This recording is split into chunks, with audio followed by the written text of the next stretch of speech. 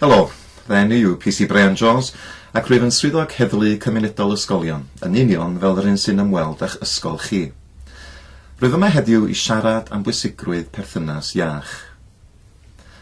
Wrth i ni dyfu fyny byddwn yn datblygu perthynas gyda llawer o wahanol bobl. Mae dysgu adnabod a mwynhau perthynas iach yn sgil da i'w chael. Mae priodoleddau fel caredigrwydd a pharch yn hollol anghenreidiol ar gyfer perthynas iach. Ond yn anffodus, nid yw pob perthynas yn iach. Er enghraifft, pan fydd eich ffrindiau yn ceisio'ch cael ei ymddwyn mewn modd nad ydych wir am ymddwyn, nid yw gwneud rhywbeth oherwydd y rhoddwyd pwysau arnoch i'w wneud, fyth yn syniad da. Gall ecsbloetio rhywiol ddigwydd i unrhyw un, a gall fod yn anodd ei adnabod oherwydd eich bod yn aml yn credu eich bod mewn perthynas da gyda'r person neu'r bobl sydd am gan fentisio ar eich ymdiriadaeth yn dentwy. Gall yr ecsbloetio gael ei wneud gan rywun yr ydych yn ei garu ac yn ymddiried ynddo, megis aelod o'ch teulu neu eich cariad. Gall fod yn ffrind, grŵp o ffrindiau neu grŵp newydd o bobl yr ydych dim ond newydd ddod i'w hadnabod. Gall fod yn rhywun yr ydych wedi gyfarfod ac wedi siarad ag ef ar-lein ac yr ydych wedi dod yn agos atynt. Pwy bynnag ydyw, meithrin perthynas amhriodol yw'r ffordd dwyllodrus y mae tramgwyddwr yn ei ddefnyddio i gamfanteisio ar eich perthynas. Mae'n aml yn dechrau drwy iddynt fod yn garedig tuag atoch, rhoi mwy a mwy o sylw i chi neu brynu nwyddau i wneud i chi ei hoffi. Pan fyddant wedi ennill eich ymddiriadaeth ac ar ydych yn dechrau dibynnu arnynt, maent yn dod o hyd i ffyrdd i gamfanteisio arnoch yn rhywiol.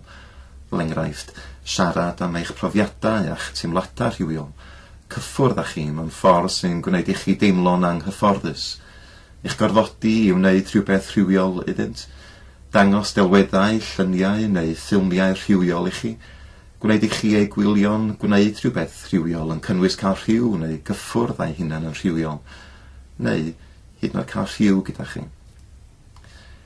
Efallai nad oes dim un o'r pethau hyn wedi digwydd i chi, ond efallai eich bod yn dal mewn perygl o gael eich ecsbloetio'n rhywiol. Nid yw rhai pobl ifanc hyd yn oed yn ymwybodol ei bod yn cael ei camdrin, gan fod y tramgwyddwr wedi ei manipuleiddio i gredu ei bod mewn perthynas gariadus, ei bod yn dibynnu ar ei camdriniwr. Felly, byddwch yn effro i'r arwyddion bod rhywun efallai am gamfanteisio arnoch. Efallai mai un arwydd o berygl yw pan fydd rhywun sydd fwy na thebyg yn hŷn na chi yn ceisio dod i'ch adnabod yn well drwy roi llawer o sylw i chi a gwneud i chi deimlo'n arbennig iawn. Efallai y byddai'n yn prynu anrhegion i chi, neu'n eich cynnwys mewn gweithgareddau sy'n ymddangos yn gyffroes ac yn hwyl. Efallai hefyd y byddant yn ceisio eich ynysu oddi wrth eich ffrindiau, eich teulu a phobl eraill sy'n poeri amdanoch.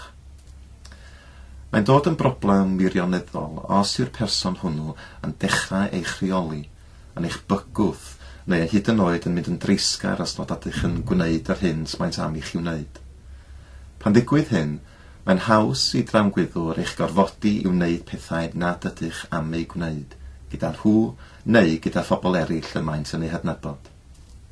Felly, er mwyn diogelu eich hun rhag cael eich ecsbloetio, meddyliwch beth ydych eisiau mewn gwirionedd o'ch perthynas. Penderfynwch beth yr ydych yn hapus yn ei wneud a pheidiwch â mynd gam ymhellach na hynny. Peidiwch â gwneud rhywbeth nad ydych yn barod i wneud dim ond mwyn plesio bobl eraill. Cofiwch, dylai eich gweithgaredd rhywiol fod yn breifat, ond ddim yn gyfrinach. Os nad ydych yn siŵr a yw rhywbeth yn iawn, siaradwch â rhywun yr ydych yn ymddiried yno, megis eich swyddog heddlu cymunedol ysgolion. Pan fyddwch yn ddigon dewr i ddweud wrth rywun ni fydd gan y tramgwyddwr rym neu reolaeth drosoch chi wedyn. Pan fod rhywun yn ecsbloetio person arall yn rhywiol, efallai y byddant yn ceisio gwneud i chi feddwl mai arnoch chi mae'r bai.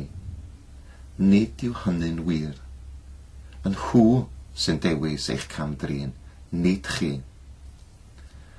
Os oes rhywun yn gwneud i chi deimlo'n ddrwg, mae angen i chi newid pethau.